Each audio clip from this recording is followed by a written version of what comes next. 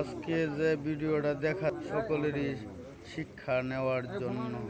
আজকে যিনি আমাদেরকে ছেড়ে না ফেরার দেশে চলে গেছেন, আজকে ওনার জন্য সকলেই দোয়া করি আল্লাহ তাআলা যেন কবরের আযাব থেকে ওনাকে মাফ করে দেন, আর ওনাকে যেন বেহেশত নসিব করেন, ওনার ফ্যামিলি যেন এই সুখ সইতে পারে। সকলেই দোয়া করবেন।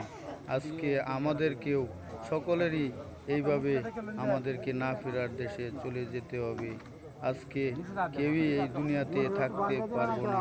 হিংসা নিন্দা, একে অপরকে মেরে রাস্তায় ফেলে দিচ্ছে, অনেক হানাহানি করছে। কিন্তু একবার বুঝতে হবে, আজকে আল্লাহ এই দুনিয়াত পাঠাইছে আল্লাহর কাজ করার জন্য।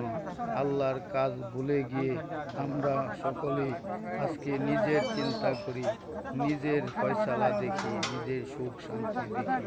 আজকে আমাদেরকে 5 ওয়াক্ত নামাজ পড়তে হবে, আল্লাহর কাছে বলতে হবে, হে আল্লাহ আমি গুনাহগার, আল্লাহ তুমি আমাদেরকে মাফ করে দাও, আমাদেরকে কবরের আযাব থেকে তুমি মুক্ত করো, আমরা যেন বেহেশত নসিব হই।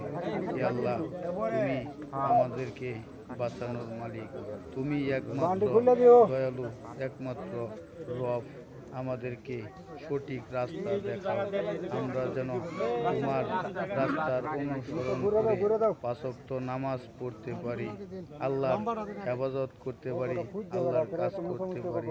সকলেই যেন আমরা শিক্ষা গ্রহণ করি, 5 ওয়াক্ত নামাজ পড়ি। আমিন।